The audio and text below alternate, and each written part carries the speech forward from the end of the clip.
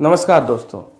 सोचिए आपकी पुश्तैनी ज़मीन है, खतौनी में आपका नाम भी है, लेकिन जब आप वहाँ बाउंड्री बनाने जाते हैं तो आपका सगा भाई या कोई दबंग हिस्सेदार खड़ा हो जाता है और कहता है ये कोना तो मेरा है, तुम पीछे जाओ।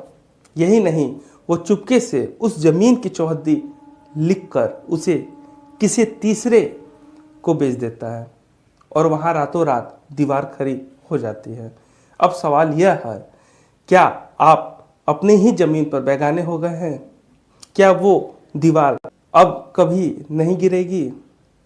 आज की वीडियो में हम उत्तर प्रदेश के उस कानून का पोस्टमार्टम करेंगे जो ऐसे स्मार्ट हिस्सेदार की नींद उड़ा देती है। यूपी रेवेन्यू कोड 2006 की धारा है 116। असली कानून क्या है, ये बताने से पहले मेरे चैनल ज़मीन अथॉरिटी को लाइक और सब्सक्राइब जरूर कर दें। अब आते हैं हम अपने टॉपिक पे। सबसे पहले समझते हैं कि धारा 116 असल में क्या है। अगर हम लीगल भाषा में कहें तो कोई भी सह खातेदार को टेंडेंट अपने साझा खाते के विभाजन यानी पार्टीशन के लिए एसडीएम कोर्ट में वाद दायर कर सकता है। सरल भाषा में धारा 116 वो चाबी है जो साझा स्वामित्व की बेड़ियां काटकर आपको आपकी ज़मीन का इंडिविजुअल मालिक बनाती है।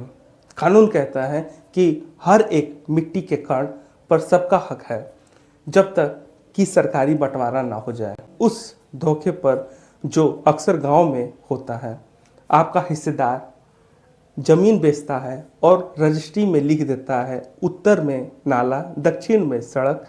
खरीदार सोचता है सामने लोकेशन खरीद ली, लेकिन फैक्ट क्या है? यह रजिस्ट्री अवैध तो नहीं लेकिन अपूर्ण है। बिना बंटवारे के कोई भी हिस्सेदार यह तय नहीं कर सकता है कि वो सड़क वाला कोना ही बेचेगा। वो सिर्फ अपना अंश बेच सकता है, जगह नहीं। अगर उसने कब्जा दिया है तो वो कानून की नज़र में एक कच्चा कब्जा है। अगर निर्माण हो गए तो अगर आप पूछेंगे वहाँ तो लेंटर डल गया है, अब क्या करें? यही एंट्री होती है फाट कुर्रा सिस्टम की। जब आप धारा 116 का केस करते हैं तो कोर्ट लेखपाल को भेजता है।